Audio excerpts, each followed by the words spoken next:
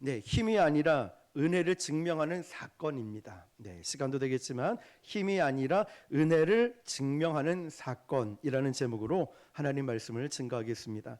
벌써 열왕기하 강해를 시작한 지 18번째 시간이 19번째 시간이 되었습니다.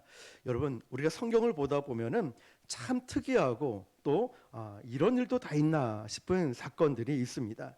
그런데 성경을 보면 한 사건 한 사건마다 영적인 의미가 가득 차 있습니다. 우리는 지난주 주일부터 예수님의 비유 사건을 살펴보고 있듯이 이 비유를 통하여서 영적인 의미를 쉽게 전달하고자 하는 목적이 있고, 또 예수님을 영적으로 공격하는 자들에게는 이런 실마리를 주지 않고 정확하게 메시지를 전달하고자 하는 뜻을 우리는 함께 나누었습니다. 마찬가지로 성경에 나오는 여러 가지 사건들이 그렇다는 거죠. 그래서 우리는 이 사건을 볼 때 영적인 의미와 뜻이 무엇인지를 분명하게 알 수 있어야 됩니다. 자, 그런데 오늘 나오는 이 6장의 첫 소제목이 뭐라고 되어 있냐면 쇠도끼를 찾다라고 되어 있어요. 왠지 쇠도끼 하면 이렇게 별로 좋은 이미지를 생각이 들진 않지 않습니까? 그런데 유독 이 사건을 보면요, 참 신묘막측한 사건 중에 하나다라는 생각이 듭니다. 우리 먼저 1절을 한 번 더 읽어볼게요. 시작.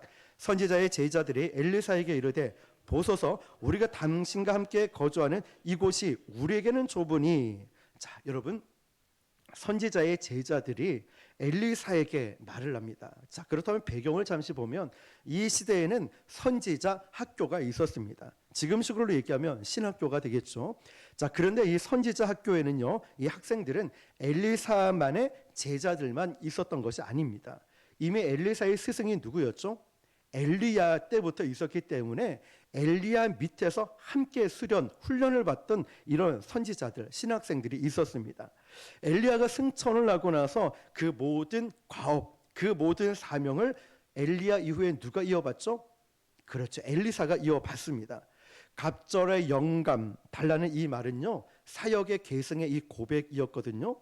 그래서 이제 엘리사는 엘리야를 통하여서 모든 사역과 모든 일들을 다 쉽게 말하면 인수인계를 다 받았습니다.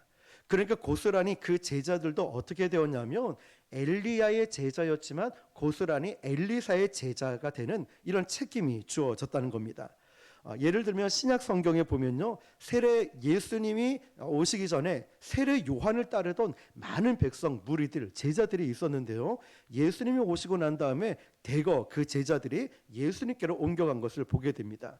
마치 그러하듯이 엘리야의 제자들이 엘리사에게로 이렇게 넘어오게 되었던 거죠. 그런데 그 선지 생도들이요, 엘리사에게 이렇게 얘기를 합니다. 우리가 당신과 함께 거주하는 이곳이라고 이야기를 합니다.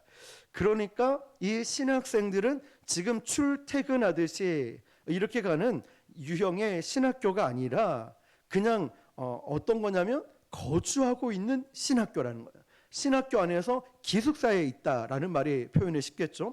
그런데 여러분, 성경 1절에 거주라는 이 단어를 좀 체크를 해놓고 보겠습니다. 거주라는 단어의 히브리 말 뜻이 뭐냐면 함께 사는 이라는 뜻입니다. 거주라는 말의 히브리 뜻이 함께 사는 이라는 뜻이에요. 쉽게 얘기하면 선지자와 엘리사와 선지생도, 신학생들과 동거동락을 하는 그런 스승과 제자와의 관계였다는 거죠. 여러분, 우리가 그냥 출퇴근하듯이 아침에 학교 등교했다가 하교하는 이렇게 지내는 사람들과 기숙사에 있는 사람들과 스승과의 차이는 정말 다른 것 같아요. 한 1박 2일이라도 MT를 가거나 이렇게 수련회를 거치고 오면은 특별한 관계가 형성되고 굉장히 돈독하고 친해지는 것을 보게 됩니다. 자, 이처럼 이렇게 동거동락을 하고 있는 스승과 제자와의 관계였죠. 그런데 여기서 어떤 일이 벌어지냐면 사람들, 신학생들은 너무 많이 모이니까 비좁아지겠죠. 이게 무슨 말이냐면 이 시대에 극심하게 타락한 시대였습니다. 그럼에도 불구하고 신학교는 이렇게 많이 계속 늘어나고 있었던 거죠, 신학생들이. 그러니까 학생들이 신학교에 머물 공간이 비좁아지게 된 겁니다. 그러니까 함께 머물 수가 없게 된 거죠. 예를 들면 요즘은 지금 얼마 전에도 보니까 장신대, 총신대 이런 신학교 보니까 미달이 많이 되고 있습니다. 괜찮은 신학교는 현상 유지 정도 될 정도였죠. 심지어는 전액 장학금을 주겠다 뭐 이렇게 얘기하는 학교들도 있습니다. 저도 개척하기 전에 통합 측에 있을 때 장신 대학원에 들어가서 편목을 이제 하기 위해서 장신 대학원에 딱 들어갔는데 제일 걸렸던 게 뭐냐면은 기숙사에 들어와야 된대요. 제가 그날 내가 이 나이 기숙사에 들어가야 되냐 막 이러면서 기숙사 들어가면 그 한 학기는 의무적으로 들어가야 돼요. 신학생들은요. 그런데 들어가야 되면 거기 신학교에서 모든 예배 훈련과 모든 훈련을 같이 받아요. 물어보니까 결혼을 했어도 기숙사 한 학기는 가야 된다 하는 거예요. 그래서 어떻게 하나 이렇게 고민을 하다가 혹시 다자녀 혜택 없습니까? 물어보니까 다자녀세요? 애들이 많으면 그 애들을 봐야 되니까 안 가도 된대요. 이거 좋았습니다. 어쨌든 이런 것처럼 자 지금 신학생들이 머무는 곳이 협소하게 된 거예요. 그러면서 어떤 일이 일어나냐면 2절을 읽어볼게요. 시작. 우리가 요단으로 가서 거기서 각각 한 제목을 가져다가 그곳에 우리가 거주할 처소를 세우사이다 하니 엘리사가 이르되 가라 하는지라. 자 여러분 이 말뜻을 잘 보면 선지 생도 중에 누군가가 비좁고 협소하니까 저 요단 강변에 가서 제목을 가져다가 우리가 처소할 곳을 세웁시다. 거주할 곳을. 그러니까 엘리사가 그래 가라. 그래 가. 이렇게 말하는 거죠. 자, 이 뉘앙스를 잘 보세요. 엘리사가 이르되 가라라고 한 이 말은요. 엘리사가 가겠다는 말입니까? 너희들만 가라 이 뜻일까요? 그렇죠. 너희들만 가라. 나는 여기 있겠다 이 뜻인 거예요. 3절입니다. 시작. 그 하나가 이르되 청하건대 당신도 종들과 함께 가소서 하니 엘리사가 이르되 내가 가리라 하고. 자 여러분 보세요. 처음에는 그 요단 강변에 넓은 터에다가 넓은 집을 짓고 이렇게 갑시다라고 했더니 처음에 엘리사가 너희들만 가라라고 했더니 제자 하나가 선생님 엘리사 선지자도 함께 가시죠. 어떻게 우리만 가겠습니까? 이런 얘기를 한 거예요. 이 대화가 뭘 의미하고 있는지 오늘 조금 더 한번 깊이 세밀하게 살펴보도록 하겠습니다. 자, 엘리사는 2절에서 너희들끼리 가라라고 그랬어요. 그러니까 이 제자들이 선생님 같이 가죠. 이 말에서 아주 중요한 뜻이 있습니다. 선지자와 제자들과의 이 대화 속에서 어떤 게 있는지 여러분 놓치지 말고 잘 캐치할 필요가 있습니다. 뭐냐면 이 뜻이 뭐냐면 사실 엘리사는 제자들, 선지 생도들에게 시험을 하고 있는 거예요. 자, 제자들을 시험을 하고 있는데 그러면 너희들끼리 가라라고 그랬습니다. 그랬더니 선생님도 같이 가자 이렇게 얘기가 됐죠. 자, 그러면 여기서 우선 제자들이 왜 엘리사 선지자 보고 같이 가자고 요구했는지 우리는 그 의도와 이유를 모르면은 그냥 액면 텍스트 그대로만 이해할 수 있어요. 또 이 내용이 복잡하게 시작이 될 거예요. 자, 왜 선지자 엘리사 보고 같이 가자 했냐면 예레미야 49장 19절 제가 읽어드릴게요. 이런 뜻이 있습니다. 보라, 사자가 요단강의 깊은 숲에서 나타나듯이 그가 와서 견고한 처소를 칠 것이라. 내가 즉시 그들을 거기서 쫓아내고 택한 자를 내가 그 위에 세우리니 나와 같은 자 누구며 나와 더불어 다툴 자 누구며 내 앞에 설 목자가 누구냐. 아멘. 자, 이 말은요 예레미야가 한 말인데 예레미야 말 속에 무슨 뜻이 있냐면 지금 엘리사의 제자들이 요단강에 갑시다, 넓은 터에다가 집을 지읍시다 라고 말하는 요단강의 지형이 소개가 되고 있다는 거예요. 어떻게 소개되고 있냐면 보라, 사자가 요단강 깊은 숲에 나타나듯이. 그러니까 일단은 요단강은요 물줄기가 좋은 지역이다 보니까 제자들도 요단강에 집을 지읍시다, 거기에 갑시다 라고 말을 했겠죠. 터가 넓으니까. 또 물줄기, 강줄기가 있으니까 더 풍성하고 특별히 숲이 좋았다는 거죠. 아주 힐링도 되고 또 산기도도 하고 좋은 장소가 되었겠죠. 그래서 어디서든 이 제자들은 나무를 찍어서 뭘 만들기는 요단강만한 최고 좋은 곳은 없습니다 라고 말한 거예요. 그런데 여러분 숲이 좋다 보니까 여기에서 야생의 맹수들이 버글버글 하다는 거예요. 사자 같은 것. 그러니까 무슨 일이 일어나냐면 목숨을 걸어야 되는 매우 위험한 지역이 어디라고요? 요단강 주변이었어요. 주변. 그러니까 제자들이 우리끼리 어떻게 갑니까? 선지자인 엘리사 보고 같이 가자고 얘기합니다. 자, 이 대화 속에서 우리가 또 뭘 캐치해야 되냐면 지금 엘리사 선지자와 제자들은 북이스라엘이 극심한 타락 속에서 온 백성들이 우상 앞에 절하고 세상의 물질에 탐닉하고 하나님께 배교, 배신하는 일들이 일어나는 거예요. 그런데 지금 어찌됐든 그 세상이 타락하는 흐름 속에 나는 그렇게 살 수 없습니다. 나는 타락하지 않겠습니다. 세상에 빠지지 않겠습니다. 라고 작정한 사람이 이 제자들이었어요. 그러니까 계속 어디로 몰려드냐면 신학교로 몰려들면서 말씀 따라 살겠다. 나는 여호와 하나님을 배교하고 배신할 수 없다. 나는 말씀대로 살겠다라고 막 얘기를 하면서 결단하면서 신학교로 모이기 시작하는 거예요. 더 쉽게 표현하면 우리 교회로 막 모이는 거예요. 오늘도 우리 청년 우리 이사 예배 드리면서 그랬어요. 교회로 오라고. 교회 와서 하다못해 잠을 자도 교회에서 자고 밥을 먹고 전도를 하고 찬양을 들어도 교회로 와. 교회 땅을 밟고 교회에서 기도하고 뭘 하든 하나님 전으로 모이면 하나님의 성전에서 아름다운 일들을 할 수가 있다고. 힘들고 어려울 때 성전 들어오면 어떻습니까? 마음이 편안하죠. 이거는 규모, 크기, 숫자와 별개로 기도하는 교회, 살아있는 교회에 딱 들어가면 이게 느껴져요. 자, 여러분, 이렇게 이 제자들, 사람들이 모이기 시작하는 겁니다. 어떻게요? 나는 절대 세상과 타협하지 않겠다. 난 절대 하나님을 배신하지 않겠다. 이렇게 세상의 흐름 따라 살지 않기로 작정한 사람이 신학교 여기로 막 모여들기 시작하는 거예요. 그래서 우리가 굶더라도 어디로 가자? 선지자의 말씀이 있는 곳으로 가자. 우리가 어려움을 겪더라도 가난하더라도 하나님 말씀을 붙들자. 그래서 모이기 시작하는 거예요. 여러분 1절을 다시 읽어볼게요. 시작. 선지자의 제자들이 엘리사에게 이르되 보소서 우리가 당신과 함께 거주하는 이곳이 우리에게는 좁으니 보소서 우리가 당신과 함께라고 했죠. 선지자의 제자들은 복수형으로 표현되어 있어요. 거주하다라고 말씀드렸죠. 당신과 함께 거주하다. 아까 첫 번째 의미는 거주하다 히브리 뜻은 동거동락 함께 거주하는 거였어요. 그런데 또 하나의 의미가 있습니다. 이게 뭐냐면 선지자의 무릎 앞에 살다 이런 뜻이 있어요. 이게 뭐냐면 선지자의 무릎 앞에 있다. 이게 무슨 뜻이냐면요. 항상 선지자로 통하여 들려오는 하나님 말씀을 붙들고 살겠다 이 뜻이라는 거예요. 너무나 귀한 말씀이죠. 세상 흐름, 세상 유혹, 세상의 그 어떤 것에도 빠지지 않고 선지자의 입으로 통해 나오는 하나님 말씀 따라 살겠다는 결단이 있다는 거예요. 이게 바로 당신과 함께 거주하는 의 두 번째 의미라는 겁니다.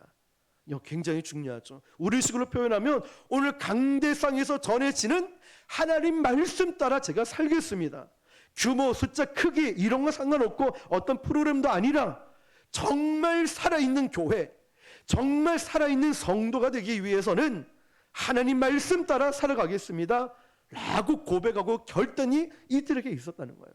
여러분 우리 지금 사는 세상이 온통 흔들거리고 여기가 길인지 저기가 길인지 이게 맞는 건지 저기가 맞는 건지 이 와중에도 도대체 어떻게 살아가야 할지를 분별이 되지 않는 시대에 살아요. 그때 우리는 깨닫죠. 주 외에는 소망이 없습니다. 주님밖에 소망이 없습니다. 하나님 말씀 외에는 길이 없습니다. 이 고백을 할 수밖에 없잖아요. 세상의 말은 들으면 들을수록 좌절하고 우울해지고 하나님 말씀은 들으면 들을수록 소망이 샘솟아 올라나는 거예요. 샘솟아지는 거예요. 그래서 시시때때로 우리는 하나님 말씀을 들으려고 말씀 앞에 앉아야 돼요. 말씀을 들으라는 게 이게 거주한다의 두 번째 뜻인 거예요. 우리는 아침마다 큐티 굉장히 귀하죠.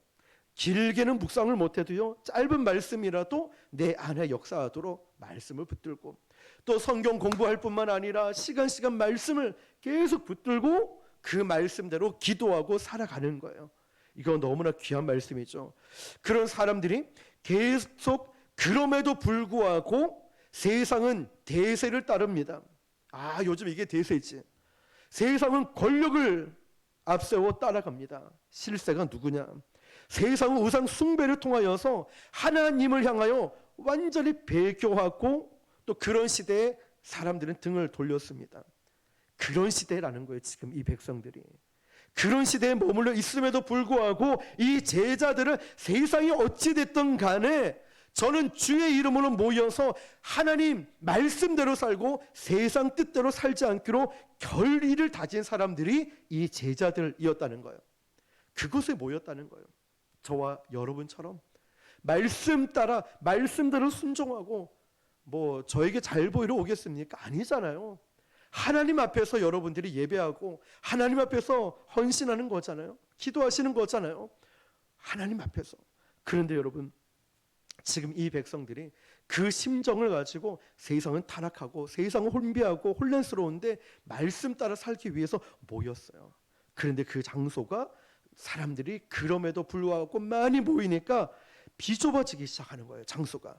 그래서 제자들이 엘리사 선지자에게, 선생님께 계속 몰려들고 있어요. 우리 식으로 얘기하면 여기가 막 비좁아서 의자도 놓고 결국에는 1층까지 막 임대하고 나중에는 이 건물을 사버리고 나중에는 건물을 밀어버려서 빌딩처럼 막 올려버리고 막 놀라운 역사들이 일어나기 시작한 거예요. 사람들이 막 몰려오니까 여러분 우리 요단강변으로 가서 이제 새로 집을 한번 지어봅시다 얘기를 하는 거예요. 제자들이.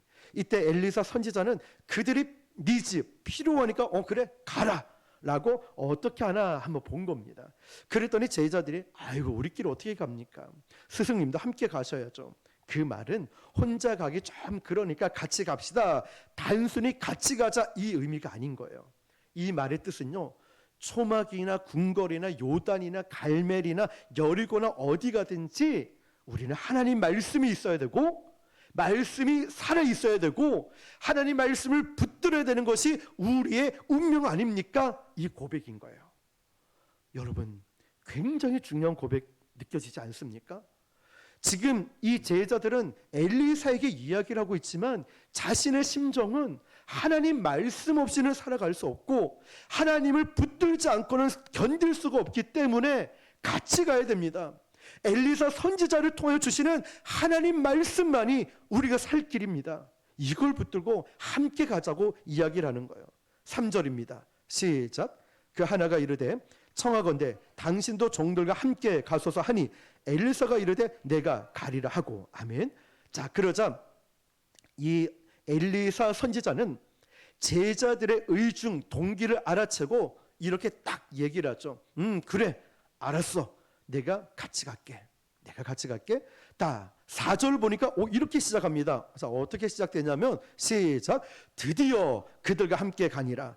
무리가 요단에 이르러 나무를 베더니. 아멘. 자, 여러분, 만약에 엘리사 선지자가 이게 우리가 1절, 2절, 3절 세 구절밖에 안 되는 구절인데요, 또 3절과 4절 사이에 어떤 일이 있었는지 우리는 그냥 한 구절 차이지만 만약에 너희들끼리 가.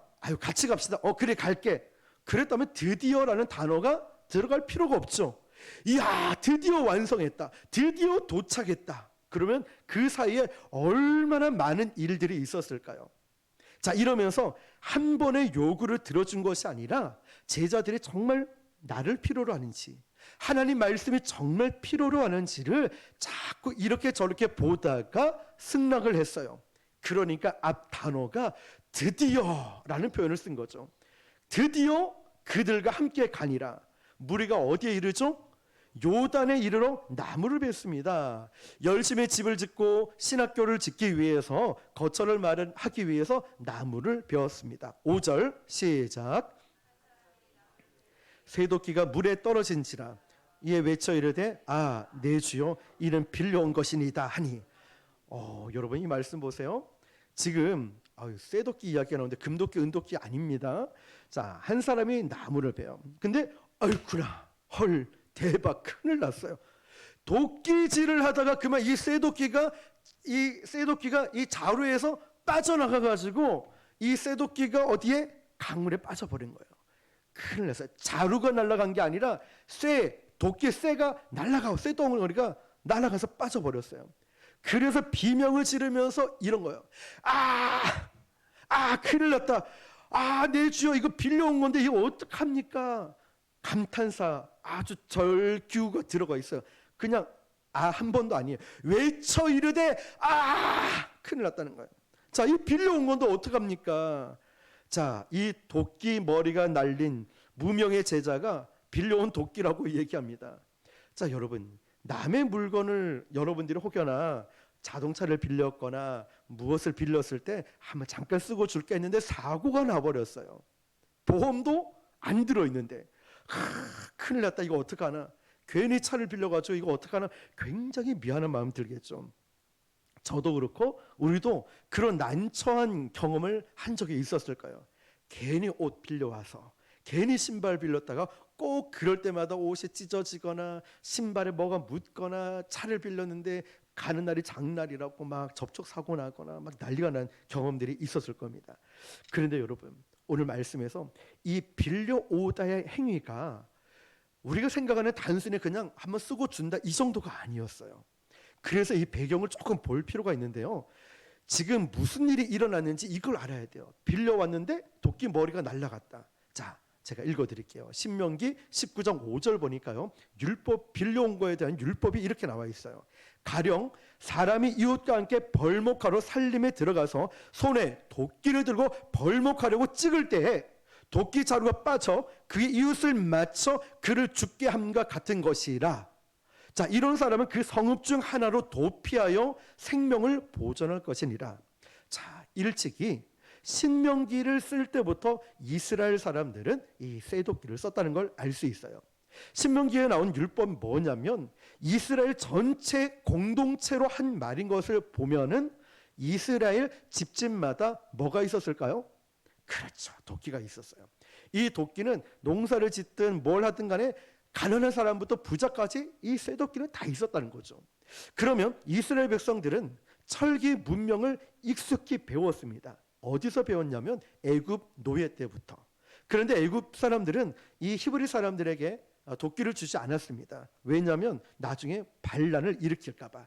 그런 애굽의 문명에서 철기 문명은 익숙해져 있던 사람들이었어요. 그래서 출애굽을 하자마자 집집마다 필요한 연장이었으니까요, 기본적으로 갖고 있었어요. 여러분 집에도 기본적으로 갖고 있는 연장들이 있지 않습니까? 십자 드라이버, 일자 드라이버, 니퍼, 벤치, 망치 뭐 이런 건 있지 않습니까? 이런 것처럼 이 기본적으로 있던 연장이 바로 뭐였죠? 쇠도끼였어요. 예, 알고 있습니다. 쇠도끼였어요. 웬만한 집은 다 있었던 연장이었죠. 그런데 이 도끼가 이스라엘 백성들에게는 필수품이었어요. 신명기 19장에 있는 걸로 봐서 출애굽기 22장 14절에 이렇게 돼 있어요. 만일 이웃에게 빌려온 것이 그 임자가 함께 있지 아니할 때 상하거나 죽으면 반드시 배상하려니와. 여기 보면 빌려와서 상하거나 어떻게 되면 반드시 배상하라고 되어 있죠. 근데 나귀를 빌려왔던, 물건을 빌려왔던 반드시 상하거나 잘못되면 배상을 내야 돼요. 그런데 주인 혼자 없을 때, 주인이 없이 혼자 쓰는 경우는 배상을 해야 되는데, 또 주인이 있는 데서 상하거나 또 죽으면 그건 또 괜찮다라고 한 거예요. 율법이 그렇게 기록되어 있어요. 그런데 만약에 나는 돈이 없어서 배상을 못합니다. 그러면 어떻게 되냐? 쉽게 말하면 몸으로 때워 노예가 되는 거였죠. 자, 그 사람의 생명을 담보로 해야 된다는 것입니다. 율법에 따라서 빌려준 사람이, 그러니까 요즘식으로 얘기하면 채권자가 되겠죠. 이 사람이 주인이 되는 거예요. 그런데 이걸 상하거나 잊어버리거나 잃어버리면 갚을 능력이 안 되면 노예 생활을 하게 되는 게 이 당시 율법이었습니다. 자, 그래서 외쳐 이르되 그 빌려온 건데 우리 같으면 그냥 갚아줄게, 그거 얼마면 돼, 이럴 수 있죠. 근데 그러지 못할 상황이었어요, 이 제자들은.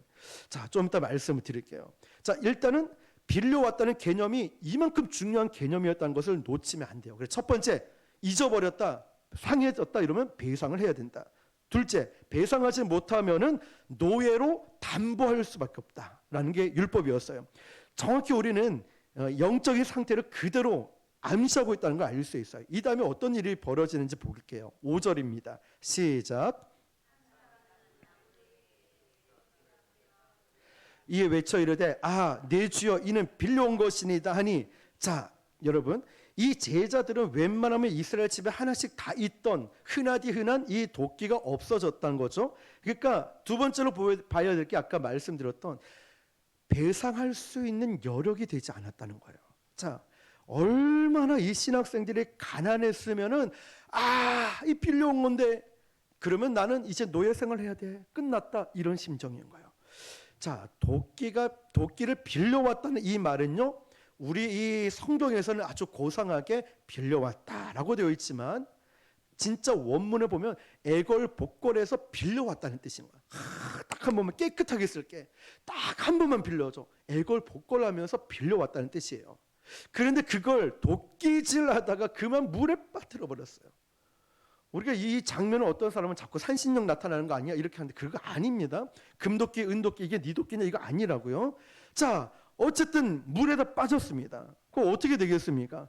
이 사람들이 이제 열왕기하를 쭉 읽으면서 이런 느낌이 오는 거예요. 선지 생도가 일찍 죽었을 때 그 안에 과부가 되었는데 집에 그 기름 그릇이 몇 개 있었죠? 한 그릇밖에 없었어요. 너무 가난한 거예요. 그 정도로 선지생도 신학생들은 이렇게 가난하게 살았어요. 이 말씀을 준비하다 보니까 저도 신학교 갈 때 돈이 없어가지고 번들로 된 컵라면, 그것도 작은 컵라면 6개 하루에 하나씩 먹었던 기억이 나요. 저녁에 차 안에서 배고프게 너무 불쌍한 그 시절이 막 기억나요. 지금도 힘들게 있는 신학생들 많고 목회자들이 참 많은 생각이 드는 거예요. 자, 이런 하나님의 사람들이었어요. 하나님의 성도들로 대표되고 있는 이 사람이 가난했다는 거죠. 그 시대에 가난하게 살았다는 뜻은 우리가 지금처럼 돈이 없다 이런 것도 있겠지만 또 다른 의미가 뭐냐면 그 타락한 시대와 타협하지 않고, 다시 말하면 우상 앞에 절하지 않고 선지자의 말씀, 즉 하나님 말씀 앞에 모여든 사람은 그렇게 살 수밖에 없었어요. 사회에서 격리당하고 무시당하고 이렇게 우상 앞에 절하지 않고 타협하지 않다 보니까 아무리 실력이 있어도 가난해질 수밖에 없다는 거죠. 자, 여러분, 우리가 여기서 보는 건 이 가난 때문에 타협할 수도 있고 직장생활 할 수도 있고 여러 가지 일 있지만 타협하지 않았다는 거예요. 사실 지금 이 상황이 이 속에서 펼쳐지고 있다는 걸 한번 잘 보세요. 가난한 이때에 애걸복걸해서 빌려왔어요, 도끼를. 그래 현실적으로 이 사람들은 굉장히 가난하고 그리고 도끼까지 이제 물에 빠졌으니 절망스러운 사람이었죠. 이제 어떻게 해야 될까요? 어떻게 해야 될까? 이 해답을 찾아가 볼게요. 6절입니다. 시작. 하나님의 사람이 이르되 어디 빠졌느냐 하매 그것을 보이는지라. 엘리사가 나뭇가지를 베어 물에 던져 쇠도끼를 떠오르게 하고. 자, 아멘. 하나님의 사람은 누구죠 여기서? 그렇죠. 어디에 빠졌는지 물어봤는데 나뭇가지를 베어 물에 던졌는데 혹시 출애굽할 때 생각나시죠? 그렇죠. 말의 쓴물에 모세가 이 나뭇가지를 던졌을 때 쓴물이 어떻게 변해요? 단물로 변했었죠.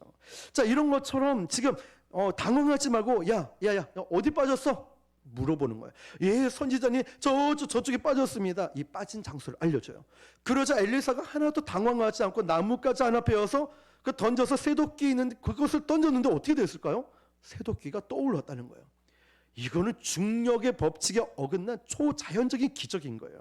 근데 어떤 신학자들은 그냥 이 이야기를 재밌게 풀려고 이렇게도 얘기합니다. 그 사실은 나뭇가지가 아니라 그 손에 갖고 있던 도끼 자루였을 거야. 물도 깊지 않아서 그냥 쑥 찌르면 됐을 거야. 이렇게 얘기합니다. 이런 게 아닙니다. 왜냐하면 잘 보세요. 만약 실제로 물이 얕은 곳에 그냥 가까운 곳에 빠졌다. 그래서 도끼자루 가지고 그냥 쑥 찔러서 도끼를 만들었다. 이 정도 같으면은 아까 그 제자가 왜 저래도 이거 빌려온 건데 이럴 필요가 없죠. 내가 가서 그냥 꽂으면 되니까. 그런데 여러분, 이 요단강에 막상 가보니까 그렇게 깨끗하고 이러지 않았어요. 1급수 물이 아니었던 거죠. 그 도끼 머리를 빠뜨렸을 때 지금 이 제자들과 사람들 모여있을 때 어떤 생각을 하냐면 이거 끝났다. 도무지 사람의 생각으로 할 수 없다. 이러면서 저기 빠졌어요. 저기 위치를 말해요. 그러다 거기 요단강은 강줄기입니다. 여러분 아시죠? 저기 갈릴리 호수에서 요단강을 흐르고 그 밑에 사해가 있어요. 직선으로 말하면 100km지만 곡선으로 흐르기 때문에 300km나 돼요. 이 요단강은 계속 흐르고 있었단 말이에요. 자, 그런데 엘리사가 나뭇가지를 베어 물에 던짐에 새도끼가 어떻게 돼요? 떠올랐다는 거예요. 이게 떠오르다, 이게 무슨 말이냐면 들어 올렸다라는 말이에요. 그리고 떠올리다라는 말은 물이 덮다, 이중적인 의미가 있어요. 들어 올리다, 물이 덮다. 물이 덮어졌는데 그 속에서 들어 올렸다, 이 말이죠. 자, 그러면 이제 이 전체가 깔고 있는 동사 두 가지 개념만 여러분 설명하고 이제 마칠게요. 첫 번째, 물이 덮어져 있는데 그 새도끼가 어디 있는지 모르게 흐르고 있다. 두 번째, 떠오르다, 들어 올렸다라는 말이죠.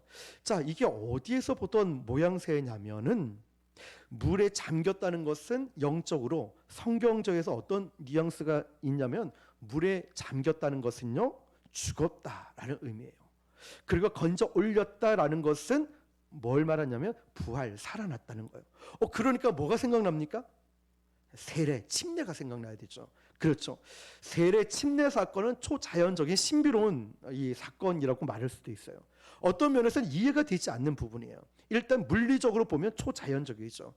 그런데 여러분, 성경 전체를 관통하고 있는 암시가 하나 있습니다. 바로 예수님이 어디에서 세례를 받으셨을까요? 무슨 강이었죠? 그렇죠, 요단강이에요. 요단강에서 세례를 받으셨습니다.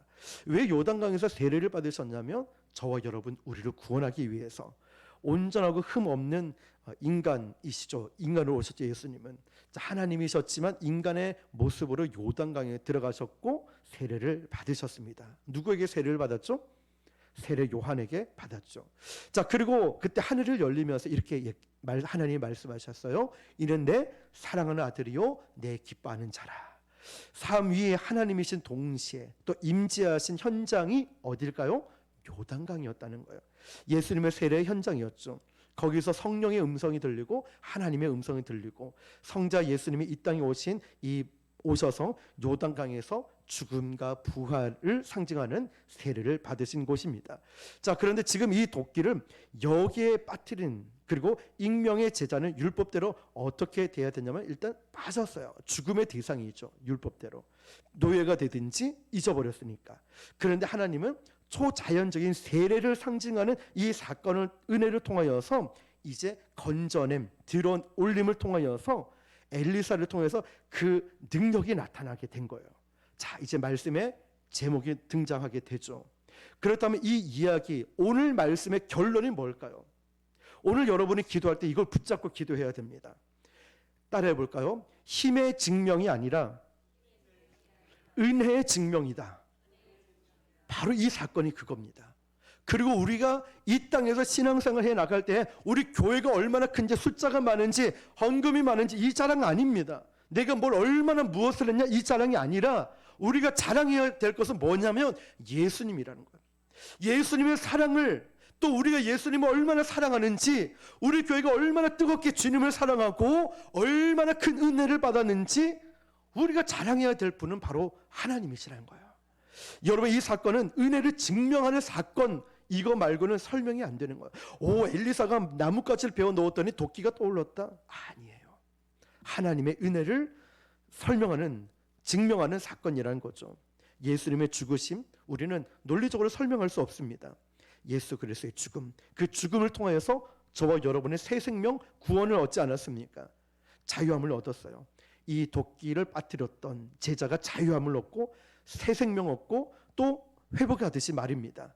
그래서 여기는 엘리사의 능력이 아니라 하나님의 능력인 거예요. 뭘 보여주냐면 아무리 시대가 코로나로 어렵고 세상이 힘들어지고 예측이 난무하고 그럴 때마다 여러분 거기에 너무 함몰되지 말라는 거예요. 내 상처와 내 아픔과 나의 연약함과 나의 부족함에 함몰되지 말라는 거예요. 세상 사람들, 세상의 그 현상에 함몰되지 말라는 거예요. 너무 민감하게 반응하지 말고 그냥 묵묵하게 기도의 자리를 지키면서 그 길을 걸어가라는 거예요. 신앙의 뚝심을 가지고 때로는 넘어지고 때로는 실패하더라도 우리는 힘을 증명하는 것이 아니라 내 연약함 가운데 강하게 하시는 은혜를 증명하는 사람인 거예요. 약할 때 강함 대신 은혜를 증명하는 원리로 사는 게 저와 여러분인 거예요. 우리는 연약하고 우리는 부족하지만 내 안에 일하시는 하나님을 증명하는 게 나의 삶인 거예요. 그 고백을 우리는 말씀을 들을 때마다, 찬양을 부를 때마다, 기도를 할 때마다 고백하는 거예요. 주여, 우린 연약합니다. 내 모든 시선을 하나님께 드립니다. 주의 놀라운 능력과 은혜를 나를 통해 증거되게 해 주십시오. 나를 통해 증명되게 해 주십시오. 이게 하나님의 백성의 삶의 모습이라는 거예요. 꼭 기억하십시오. 이 목사인 저도요, 내 힘과 내가 뭘 한다 이거 정말 노력하고, 저와 여러분도 우리 교회가 뭘 하는 게 아니라 하나님이 어떤 일을 하셨는가, 은혜를 증명하며 살아가는 저와 여러분, 우리 교회가 될 수 있기를 주님의 이름으로 축원합니다. 기도하겠습니다. 오늘